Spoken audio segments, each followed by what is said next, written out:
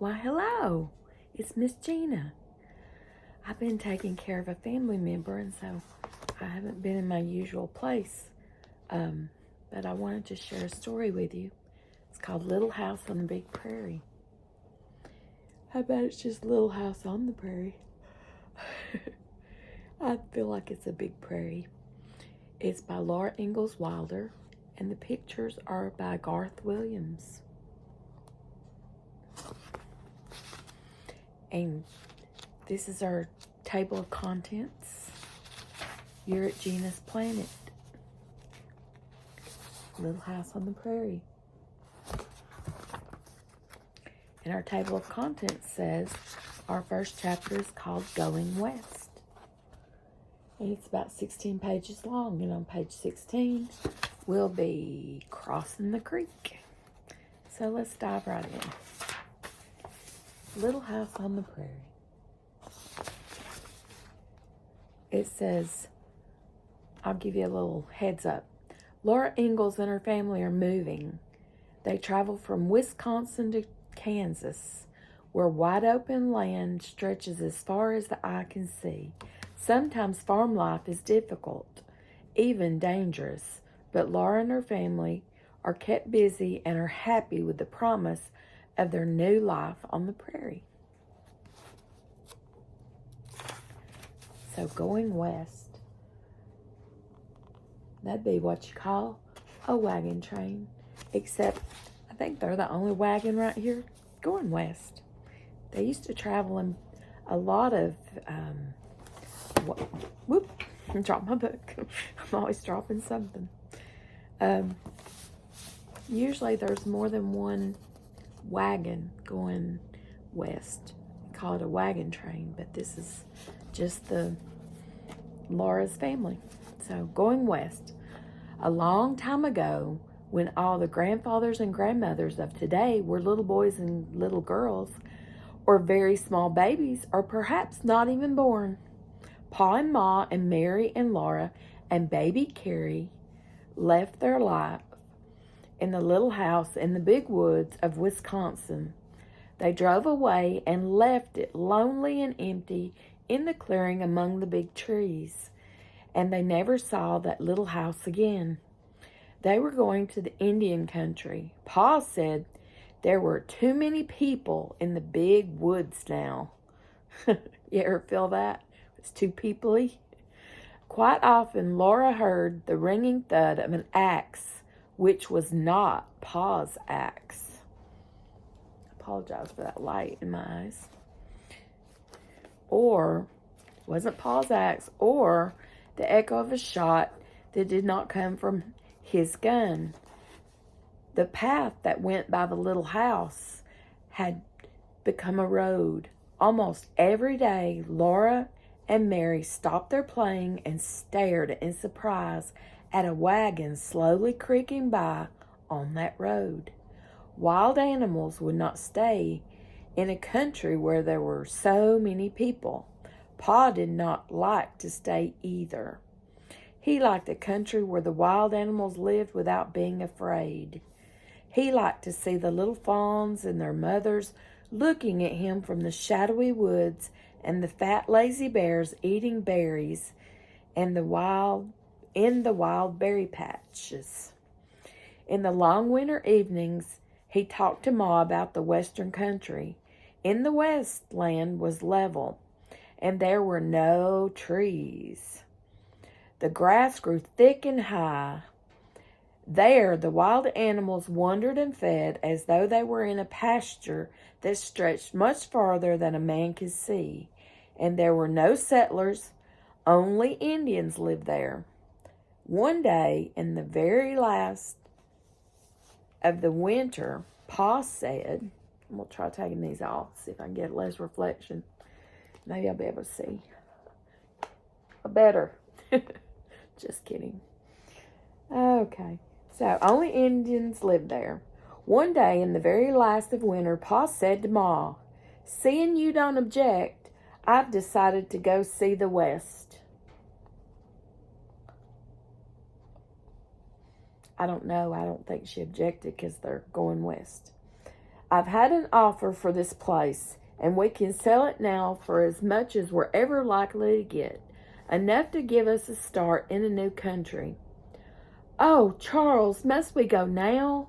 Ma said. The weather was so cold, and the snug house was so comfortable. "If we are going this year, we must go now," said Pa. "We can't get across the Mississippi after the ice breaks." So Pa sold the little house. He sold the cow and the calf. He made hickory bows and fastened them upright to the wagon box. Ma helped him stretch white canvas over them. In the thin dark before morning, Ma gently shook Mary and Laura till they got up. In firelight and candlelight, she washed and combed them and dressed them warmly. Over their long red flannel underwear, she put wool petticoats.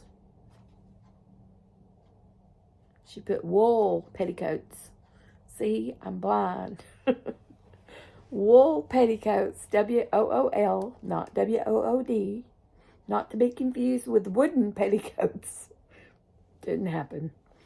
Wool stockings. She put their coats on them, and their rabbit skin hoods, and their red, yellow. I'm going to put my glasses back on because I'm not doing so well. Red yarn mittens. Everything from the little house was in the wagon, except the beds and the tables and chairs. They did not need to take these because Pa could always make new ones. There was thin snow on the ground. The air was still cold and dark. The bare trees, no pictures, you have to use your imagination, stood up against the frosty stars. But in the east, the sky was pale. Through the gray woods came lanterns with wagons and horses, bringing Grandpa and Grandma, or in my case, Grammy, and aunts and uncles and cousins. Mary and Laura clung tight to their rag dolls and did not say anything. The cousins stood around and looked at them. Grandma and all the aunts hugged and kissed them, and hugged and kissed them again, saying goodbye. Goodbye is hard. Goodbye, because they might not see them again. It was a hard journey they were about to make. Pa hung his gun to the wagon bows. Inside the canvas top, where he could reach it quickly from the seat. He hung his bullet pouch and powder horn beneath it. He laid the fiddle box carefully between pillows where jolting would not hurt the fiddle. That's an instrument. Pa plays the fiddle. The uncles helped him hitch the horses to the wagon. All the cousins were told to kiss Mary and Laura, so they did. Pa picked up Mary and then Laura and set them on the bed in the back of the wagon. He helped Ma climb up to the wagon seat, and Grandma reached up and gave her baby Carrie. Pa swung up and sat beside Ma, and Jack, the brindle bulldog, went under the wagon. So they all went away from the little log house. The shutters were over the windows, so the little house could not see them go. It stayed there inside the log fence behind the two big oak trees that in the summertime had made green roofs for Mary and Laura to play under. And that was the last of the little house. And you know how I said use your imagination? There were no pictures. Well, here's a couple of sketches. There they are. There's their wagon. Those are wagon wheels.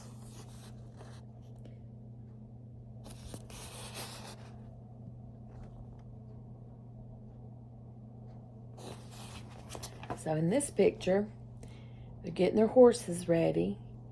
And in this one, they're telling their family goodbye.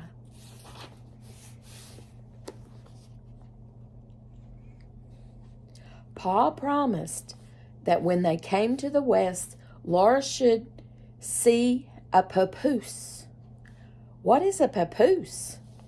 she asked him, and he said, "A papoose is a little brown Indian baby." They drove a long way through the snowy woods till they came to the town of Pepin. Mary and Laura had seen it once before, but it looked different now. The door of the store and the doors of all the houses were shut. The stumps were covered with snow, and no little children were playing outdoors. Big cords of wood stood among the stumps. Only 2 or 3 men in boots and fur caps and bright plaid coats were to be seen. I bet they were lumberjacks. Ma and Laura and Mary ate bread and molasses in the wagon. Yum. And the horses ate corn from nose bags, while inside the store, Pa traded his furs for things that they would need in the journey. Sounds like the Oregon Trail, that game. That's pretty cool.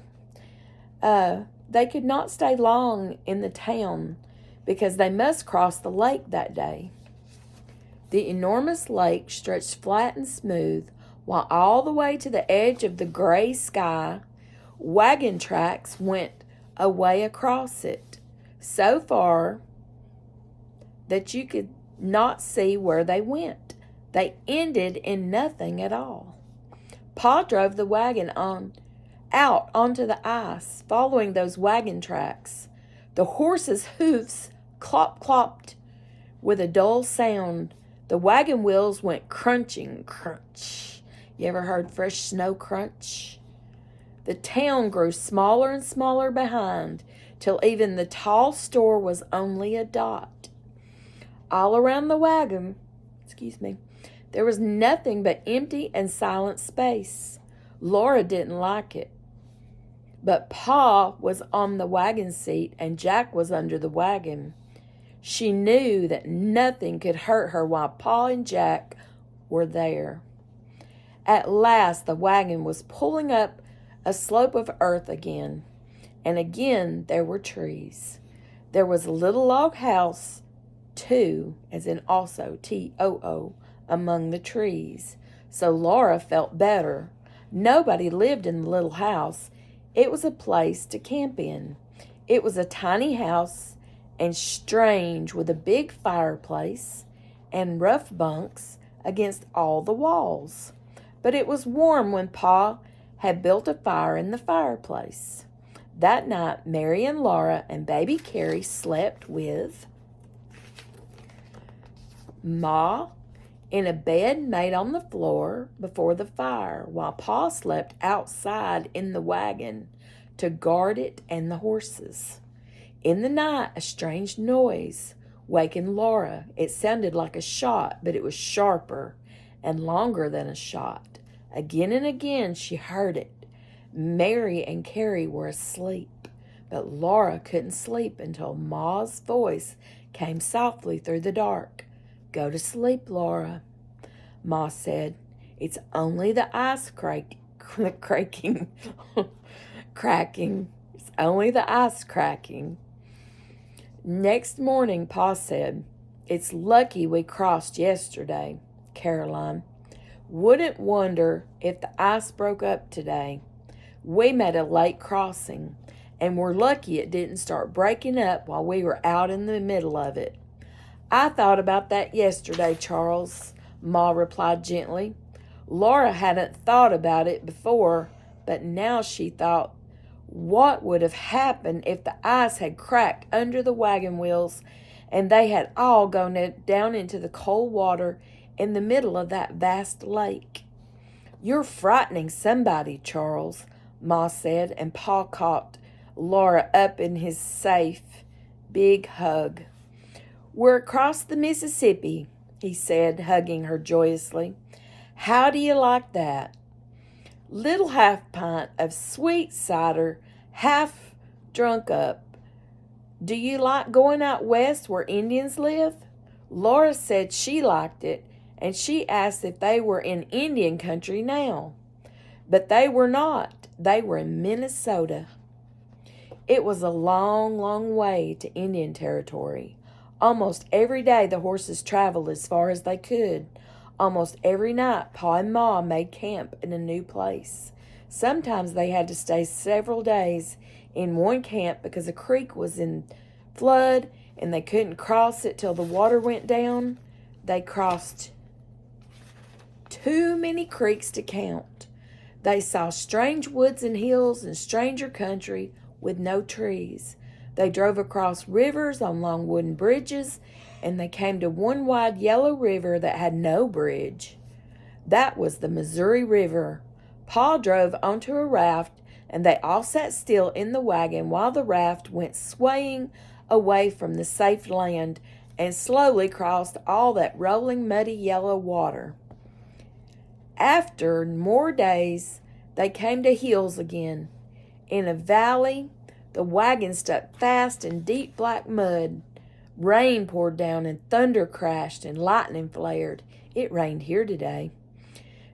There were no place to make camp and build a fire. Everything was damp and chill and miserable in the wagon.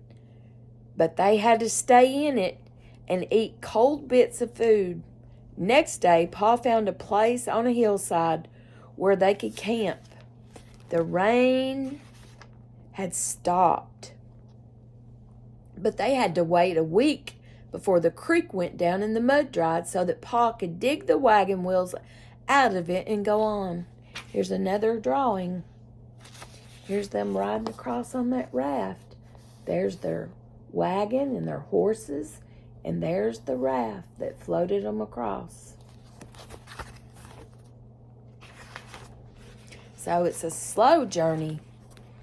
One day while they were waiting, a tall, lean man came out of the woods riding a black pony. He and Pa talked a while, and they went off into the woods together. And when they came back, both of them were riding black ponies. They were riding black ponies. What do you think about that? I'm going to adjust. I'm sitting on the floor. Oh, so they're both riding black ponies. So let's see what happens next. What do you think's going to happen? Maybe. So let's see. They were beautiful little horses, and Pa said they were not really ponies, that they were Western Mustangs. Not really ponies? Strange. They're strong as mules and gentle as kittens, Pa said. They had large, soft, gentle eyes and long manes and tails and slender legs and feet much smaller and quicker than the feet of horses in the big woods. When Laura asked, and we'll try this again, that reflection is throwing me for a loop.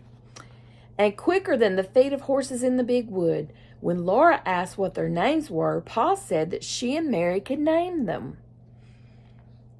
So Mary named one Pet, and Laura named the other one Patty.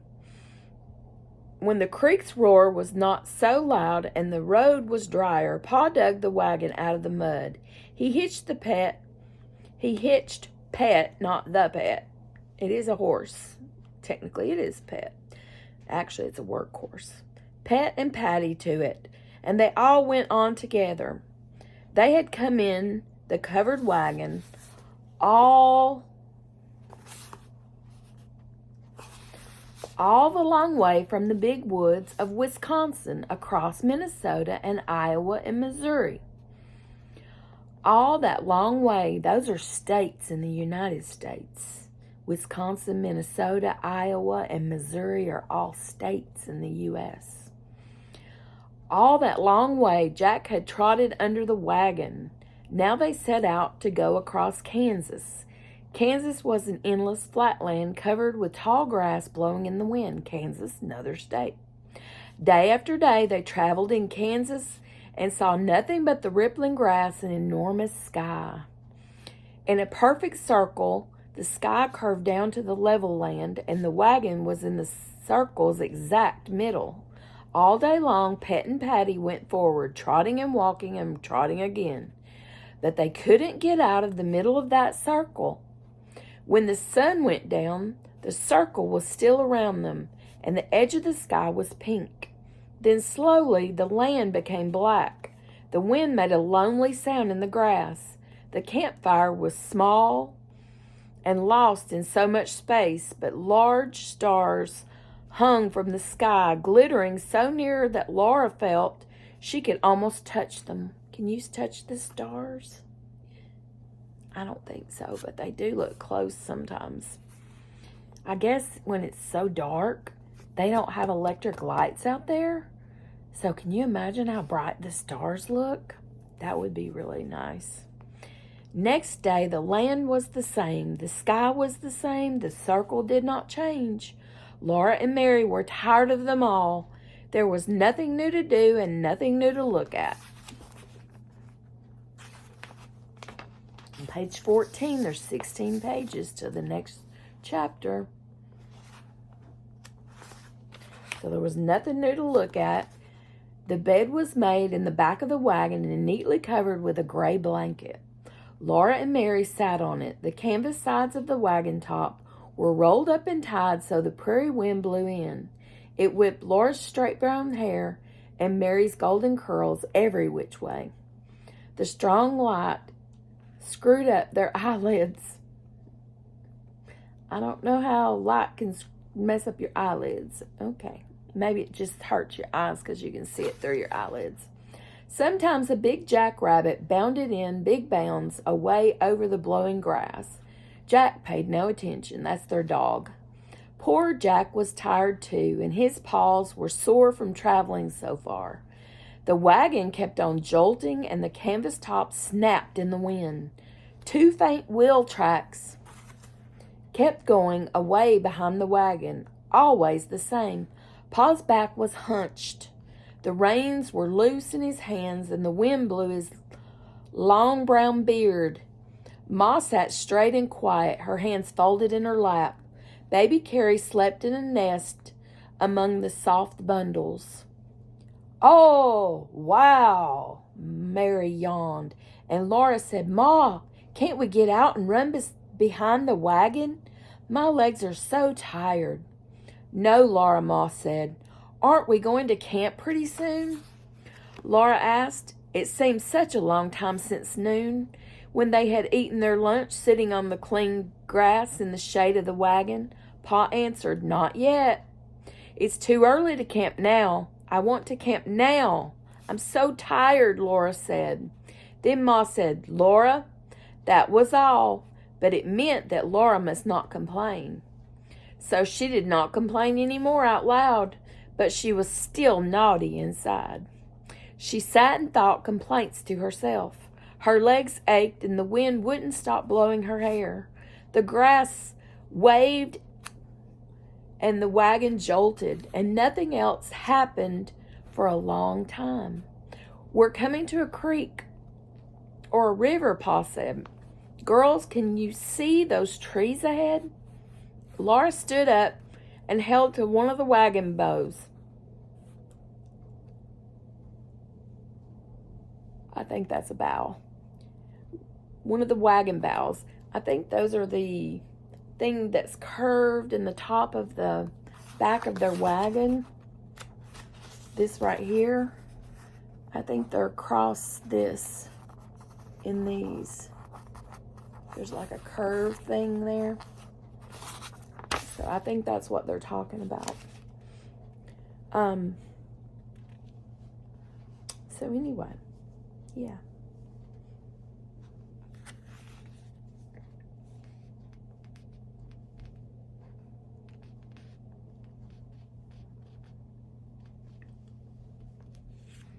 So Pa said, "You can tell by the shape of the shadows in this country, trees mean water.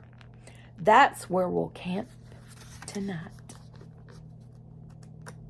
And that was page 15. Do you know what happens next? If you paid attention to the table of contents, you would know that chapter 2 begins on page 16. So 16 is right here. There's another picture. And it's called Crossing the Creek. So I hope you enjoyed that. And so I'll see you next time. Remember to read more in 2024 and to grow your brain. Good night and bye-bye. Bye-bye.